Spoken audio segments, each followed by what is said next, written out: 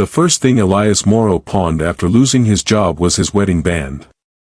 Not because he wanted to erase the memory of his late wife, God knows he couldn't if he tried.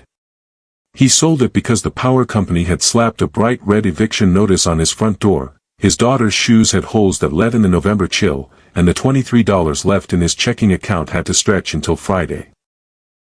3 months later, with his savings drained and his pride reduced to ash, Elias did something that made absolutely no sense to anyone who knew him.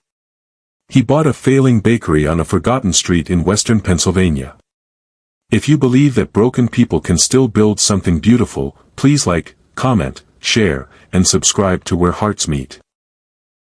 Elias had given 11 years to Grandview Foods, a mid-sized company that pumped frozen pastries, bread dough, and packaged sweets into supermarkets across 3 states. He'd started in warehouse scheduling, that grimy, thankless work of making sure pallets arrived before trucks left, and clawed his way into operations. He excelled at the invisible things. He could tell you which loading dock flooded when spring rains came. He knew which drivers had young children and needed early routes. He could glance at a production sheet and spot a typo that would ship 1,800 cases instead of 180. And he kept a battered spiral notebook in his desk drawer because screens lied, but paper remembered. At 39, Elias wasn't wealthy, but he'd built a small fortress of stability. A tidy house outside Pittsburgh. A used Subaru that clicked like a dying cricket on cold mornings. Health insurance. A retirement account he checked only when tax season came around. His 9-year-old daughter, Mira, complained that he packed the same turkey sandwich for school 3 days running, but she also knew he never missed her Thursday swimming lessons, even when work ran late.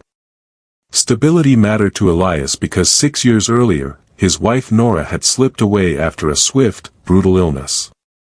Since then, he'd learned to measure life in small rituals, coffee at 5:40 a.m., the hunt for Myra's missing socks, grocery shopping on Sundays, the small lamp left burning in the hallway because his daughter still couldn't bear waking in complete darkness.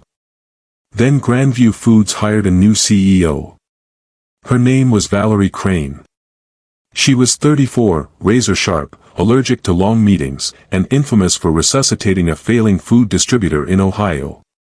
She arrived wearing severe dark suits and carrying no assistant, just a narrow gray notebook and an unsettling intensity. During her first month, she showed up at warehouses before dawn, asked workers pointed questions, and scribbled everything down in that gray book. Elias respected her at first. She seemed like someone who wanted to understand. But Grandview was drowning in debt. 2 major supermarket contracts had evaporated. Ingredient prices were climbing. And a new automated production line, purchased with borrowed millions, had gone disastrously over budget. Within weeks, consultants swarmed the hallways. Then came the corporate buzzwords: operational discipline, structural efficiency, strategic realignment. People started lowering their voices near conference rooms like they were discussing illness in the family. Elias's department was ordered to cut costs by 12%. He submitted a plan that cut 7%. The missing 5%, he explained, would mean eliminating maintenance hours and reducing backup staffing on weekend shifts. He believed it would create safety problems and delayed orders. Valerie disagreed. Their final meeting lasted 19 minutes. Elias remembered the rain streaking the windows and a coffee stain blooming on the printed spreadsheet between them. He remembered being bone-tired because Mira had been awake half the night with a fever, her small body burning against his as he'd held her.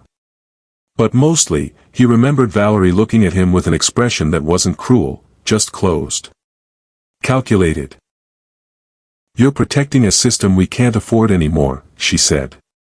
Elias answered more sharply than he should have. "And you're cutting things you haven't taken the time to understand." That sentence ended his career at Grandview. Officially, his position was eliminated in a restructuring. Unofficially, Elias knew he'd made himself easy to remove. He was escorted out that afternoon with a cardboard box containing 2 chipped coffee mugs, his spiral notebook, a framed photograph of Mira, and a desk plant that withered before the month was out. At first, he believed he'd find another job quickly. He didn't. His experience was too specialized for some positions and too expensive for others. One company dragged him through 4 interviews before sending a 2-line rejection email. Another offered him a position 90 miles away on rotating night shifts. He considered it until he calculated fuel costs, child care, and the number of evenings Mira would spend with strangers. The severance money vanished faster than water through his fingers. The mortgage had always been difficult because Nora's medical bills had devoured their savings years earlier. Elias canceled streaming services, stopped buying coffee outside the house, sold his better tools to a neighbor, then the Subaru. He ended up driving an old Ford Focus with a heater that worked only when it felt like it. Mira noticed more than he wanted her to. She stopped asking for pizza on Fridays. At the grocery store, she quietly returned a box of cereal after glancing at the price, her small hands lingering on the box before she set it back on the shelf. One evening, Elias found a school field trip form crumpled in the trash because the fee was $38. That was the night he sold his wedding ring. He sat in the parking lot outside the pawn shop afterward with his left hand on the steering wheel, unable to drive. The pale strip of skin around his finger bothered him so much that he kept rubbing it with his thumb, as if he could erase the emptiness. The money paid the electricity bill, the field trip, and groceries. It did not fix his life. By February, the bank had started foreclosure proceedings. Elias and Mira moved into a small second-floor apartment above a laundromat in Braddock, where the floor vibrated during spin cycles. Mira said it felt like living on a very slow train. Elias laughed because she wanted him to, then went into the bathroom and stayed there until his face looked normal again. The bakery appeared in his life because of a broken traffic light. One bitter morning, Elias took a different route to a job interview, a detour that led him past a narrow brick building with a handwritten sign taped to its grimy window, "Business for Sale." The faded lettering above the door read Whisperwind Bakery. Half the lights were off. A metal chair propped the door open despite the cold, as if the building itself was too tired to resist the weather. Inside, an elderly man named Gilbert Whisperwind was trying to repair a mixer with a screwdriver that was clearly too small for the job. His hands trembled slightly as he worked. The bakery had been opened by Gilbert's parents in 1968. His wife had run the counter until arthritis made standing unbearable. His son lived in Arizona and wanted nothing to do with flour, ovens, or a building with ancient plumbing. Gilbert had been trying to sell for almost a year. Elias had absolutely no business buying a bakery. He told Gilbert that immediately, his voice flat with exhaustion. But he came back the next day. Then again on Saturday. Then again the following week. He had worked around industrial food production for years, but this was different. Whisperwind made only 6 kinds of bread, cinnamon rolls on weekends, fruit hand pies, and a dense chocolate cake that Gilbert insisted should never be refrigerated. "It ruins the soul of it," he'd say. The place smelled of yeast, old wood, coffee, and something Elias associated with childhood kitchens: warmth, patience, the slow promise of nourishment. The numbers were atrocious. The roof leaked near the back stairs. The display case devoured electricity like a hungry beast. The oven was older than Elias, with a temperamental door that required a specific angle to close properly. But the bakery still had regular customers. A bus driver came at 6:15 every morning for rye toast. 2 nurses from the clinic shared a cinnamon roll after night shifts. A retired teacher bought day-old bread for birds, though Elias suspected she ate half of it herself. Gilbert offered a deal no bank would have touched: a small down payment from what remained of Elias's retirement account, then monthly payments directly to him for 5 years. The apartment above the bakery was empty and needed repairs, but it came with the building. Elias stared at the contract for 3 days. Then he signed it. The first year was ugly. He burned 84 dinner rolls during his second week because he answered a phone call from Myra's school and forgot the timer. He underestimated flour costs. A pipe burst in March, flooding the back room with brown water. His first attempt at sourdough was so hard that Mira tapped it against the counter and asked, deadpan, if they could use it as a doorstop. He woke at 3:45 every morning. Mira did homework at a small table behind the counter, her feet swinging in the cold air. Elias learned to braid her hair badly, lopsided, uneven, but she never complained. He watched baking videos after midnight and wrote notes in the same spiral notebook he'd carried out of Grandview Foods. He kept Gilbert's recipes mostly unchanged, but slowly adjusted the business. He added online pre-orders. He started supplying sandwich rolls to a neighborhood cafe. He stopped making items that looked pretty but never sold, those fussy, Instagram-ready pastries that were more art than food.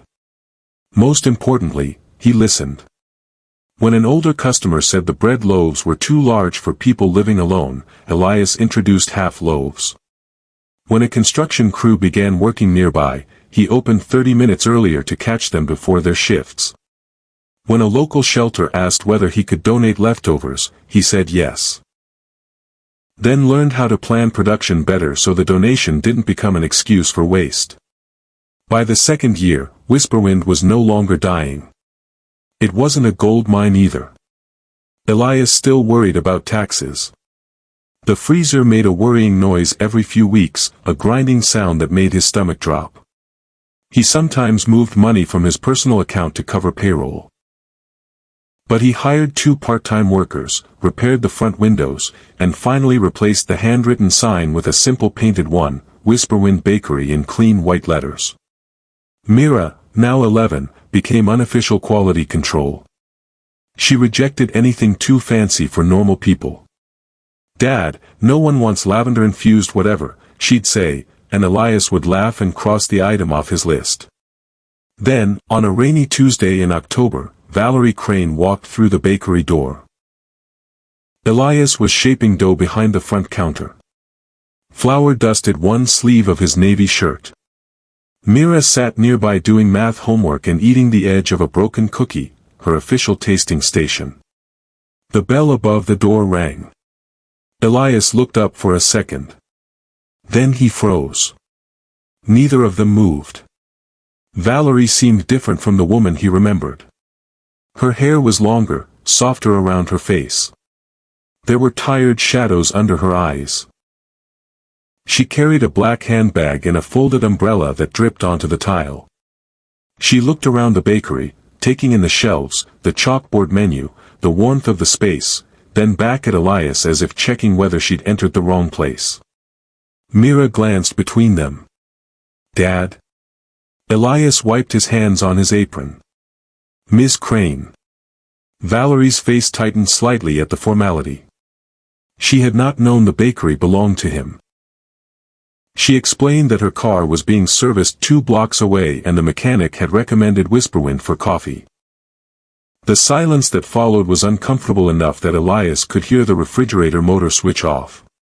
He could have asked her to leave. For a brief, burning moment, he wanted to. Instead, he poured coffee into a thick white mug and placed it on the counter. Valerie reached for her wallet. "Coffee's $3, Elias said. Nothing dramatic happened. She paid. She sat at a small table near the window and stayed for 20 minutes. Elias tried not to watch her, but he noticed she barely touched the coffee.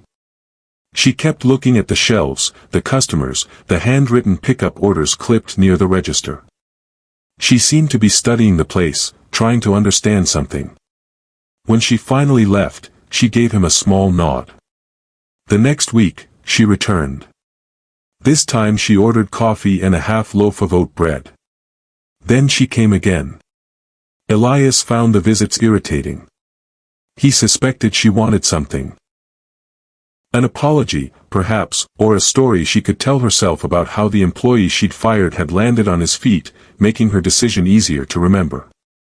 He hated the idea of becoming a redemption arc in someone else's narrative. On her 4th visit, Elias finally asked, "Why do you keep coming here?" Valerie looked down at the paper bag in her hands. Her fingers tightened around the edges. The answer was not what he expected. Grandview Foods was closing one of its main plants. The automated production line had never worked as promised. It had been a nightmare of breakdowns and delays. The company had borrowed more money to fix it, lost another contract, and was now preparing to lay off more than 100 people.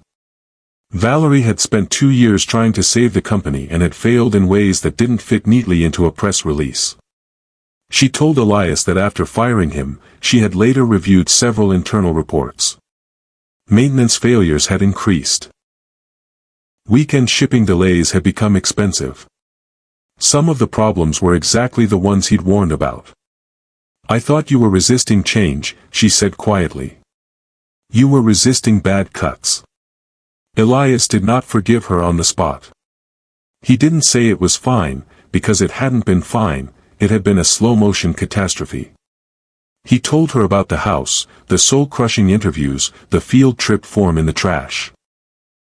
He did not mention the wedding ring because that still felt too private, a wound he wasn't ready to expose. His voice stayed controlled, flat, but Valerie listened without interrupting. When he finished, she said she was sorry. Just that. No speech. No excuses.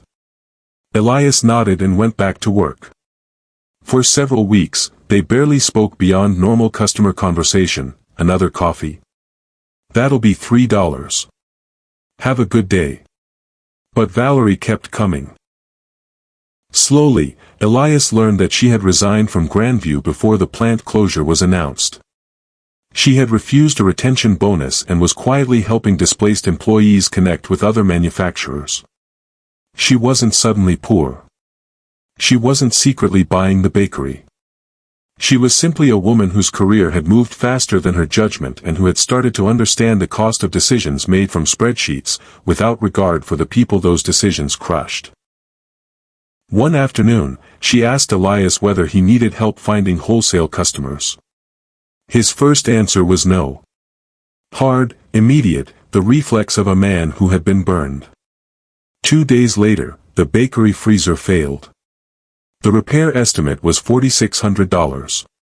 Elias sat alone at the counter after closing, staring at the number. He had enough money for payroll or the repair deposit, but not both. Mira was upstairs asleep, her soft breathing barely audible through the floorboards. Rain pressed softly against the front windows. The next morning, Elias called Valerie. He did not ask for money. He asked whether she knew any restaurants looking for a local bread supplier. Valerie made 3 introductions. Only one worked, a small group of neighborhood cafes, not a giant contract. Their owner, Priya Sharma, tested Whisperwind's rolls for a month before agreeing to a regular order. The contract gave Elias enough predictable income to finance a replacement freezer and keep his 2 workers. Months later, Elias learned Valerie had not pressured Priya or exaggerated his bakery. She had simply said, "His bread is good, and he shows up." That mattered to him more than he wanted to admit. The relationship between Elias and Valerie never became simple. Some wounds don't disappear because the person who caused them becomes kinder. There were days when Elias saw her at the window table and remembered carrying that cardboard box through Grandview's lobby, the humiliation burning in his chest. There were also days when she helped Mira with algebra while waiting for coffee, her voice patient and calm, or stayed 10 minutes after closing to stack chairs because one of Elias's workers had gone home sick. People are inconvenient that way. They can hurt you and regret it. They can be wrong without being monsters. They can apologize, and you can accept the apology slowly, a word at a time, a meal at a time, a shared silence at a time. 3 years after Elias bought Whisperwind Bakery, Gilbert came in on a Saturday morning and found every table occupied. A line stretched almost to the door, customers chatting and laughing, the smell of fresh bread filling the air. The old man stood near the bread shelves with his hands in his coat pockets, pretending not to be pleased, but his eyes gave him away. Elias still wasn't rich. He still woke before 4. The roof still leaked during a terrible spring, and Mira still complained about his terrible braids, even though she was old enough to do her own hair now. But the bakery employed 5 people. The upstairs apartment had been fully repaired. Elias had even started putting a little money back into retirement, tentatively, like a man testing ice. One evening, while cleaning the flour from beneath the work tables, Mira asked him whether he was glad he got fired. Elias stopped sweeping. The question hung in the air like dust motes in late afternoon light. He thought about the house they had lost, his wedding ring in a pawn shop window, the months of fear, the humiliation of asking his sister for grocery money. He thought about Gilbert, the broken mixer, the first burnt rolls, and the rainy afternoon when Valerie had walked back into his life. "No," he said finally. "But I'm glad losing the job wasn't the end of me." That was the closest answer he had. A few weeks later, Valerie came into the bakery just before closing. She had accepted a job advising a family-owned food company in another city, this time in a role with less power, and as she put it, more listening. She placed an envelope on the counter. Inside was nothing expensive. It was Elias's old spiral notebook, the one he'd left behind during his final meeting at Grandview. Somehow it had ended up in a storage cabinet, forgotten for years. Valerie had found it while clearing her office, buried beneath folders and old reports. The pages were filled with route notes, maintenance warnings, employee schedules, and small reminders in Elias's cramped handwriting. At the bottom of one page, written years earlier, was a note to himself, "Mira, swim lesson Thursday. Don't be late again." Elias laughed when he saw it, a surprised sound that caught in his throat. For a moment, he simply held the notebook, feeling the weight of its worn cover, the edges softened by years of use. Valerie stood on the other side of the counter, waiting. "Thank you," he said. It was the first time he'd thanked her for anything. After Valerie left, Elias turned off the front lights and checked the ovens twice, as he always did. Upstairs, Mira was playing music too loudly while finishing homework. The bakery smelled faintly of tomorrow's bread, that slow promise of morning. Elias placed the old notebook in a drawer beside his newer one, the one he'd started after buying the bakery. He had once believed a life could be ruined in a single afternoon, and for a while, he certainly had felt that way. But rebuilding had taught him something quieter. A second chance rarely arrives looking like rescue. Sometimes it looks like an old building with bad plumbing. Sometimes it is a difficult apology. Sometimes it is 3 phone calls made by someone trying imperfectly to repair a small part of the harm they caused. And sometimes kindness is not forgetting what happened. It is choosing what to do with what remains. If this story touched your heart, please leave a like and share it with someone who still believes kindness matters. Comment below, kindness still exists if you believe even one good act can change someone's life.